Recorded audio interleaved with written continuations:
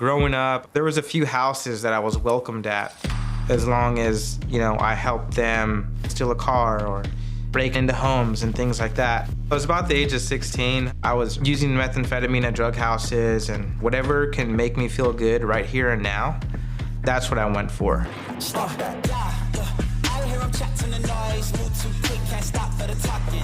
To me, it was a thrill to kind of really be in these dangerous situations.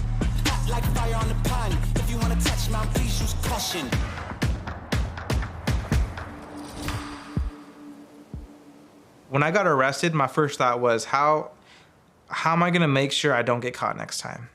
Because when I get out, I'm just gonna do the same thing.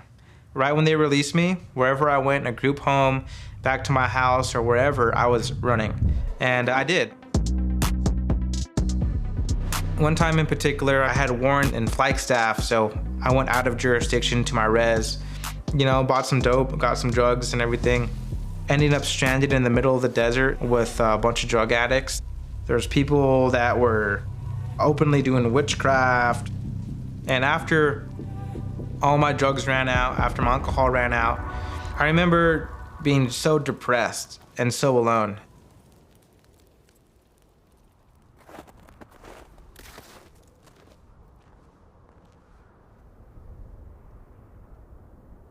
I went to my dad's house, I knocked on his door, and he let me in. He left me to town, so he left me at the house alone. And there was a Bible on the coffee table. Started reading it, and just started crying. I don't even know that I comprehended the Bible. I just was reaching out for comfort and realized that, I'm really alone. I was homeless, no education. It was 4 in the morning, and I actually ran into my friend. I had been up all night. He had been up all night from the drugs and everything. I remember asking him, "Where are you staying at?" This pastor lived in the middle of my neighborhood. We all just called him Rev. My friend took me over to this house. Rev was there and just said, "Isaac, there's food in the fridge, there's a guest room." And he went and laid back down and went to sleep. Rev, he didn't judge me, he just took me in. And whenever I got arrested, in adult jail now, he would come visit me. There were times where I was arrested and started going to chapel while I was in jail. And they were like, "Here, take this flyer for this Christian rehab." And I thought, there's this guy, the Rev, who's been telling me about Jesus. And, I went to a couple Bible studies in jail. And I told the Rev, "I'm thinking about going to this Christian rehab." And he said, "Isaac, that'll be the best decision of your life." But I was really hard-headed. In the back of my mind, I knew my cycle for years was get some money, maybe steal something, and just run away and get high. I remember I was angry. I just was angry about having to face responsibilities.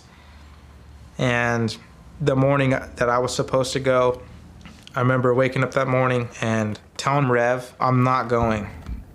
I'm just not going."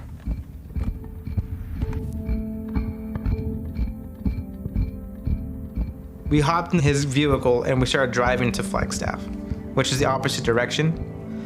And my dad called out of nowhere, and the Rev was like, "Isaac doesn't want to go. He wants to go back to Flagstaff even though he's just gonna get high and go back to jail." And we just pulled over and we sat in silence. I mean, it was probably just a few seconds, but it felt like it was, 10 minutes. And he prayed for me, and still feeling this frustration, I said, "Okay, let's go. Let's turn around."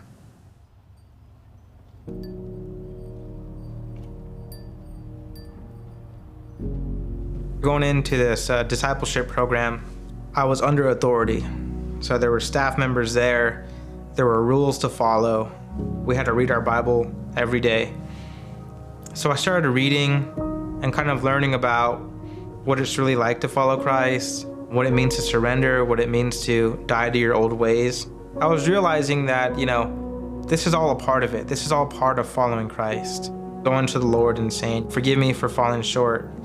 And just that daily act, I think God was really working on my heart. I was experiencing real life change. I decided I'm just going to follow Christ no matter what happens. I just felt the peace of God just fill me in that time. It was such a weight that lifted off of me. When I first really surrendered to God, all I wanted was sobriety. I was so desperate just to have a regular life. And God really answered that prayer and exceeded it, and he's still exceeding it. Isaac Durham. I've been sober for 8 years. I graduated with a bachelor's and I'm studying for my master's. I have the privilege of actually having options. What kind of career I want to do, what kind of ministry do I want to start? And that's all because of the Lord. I want to be a good role model for younger people that were in the position that I was in. I was blessed to have Rev in my life because he was kind of an image of Christ for me. He's shown me what it looks like to have a genuine, sober, loving friendship, and really showed me no matter how hard life gets, God is still there. I've had some of the hardest times after getting saved, and I had to face those situations sober. Overdoses, deaths. I can't go run to a joint, to a bottle. I can't numb it, but God's given me everything I need. He's filled those parts of my heart. I would say don't let anything keep you from reaching out to Jesus. Even if you're struggling with a certain sin, God will still respond to your prayer if you ask him to lead you. Don't wait for the perfect time. Don't wait for the perfect day. Just reach out to God and say a simple prayer.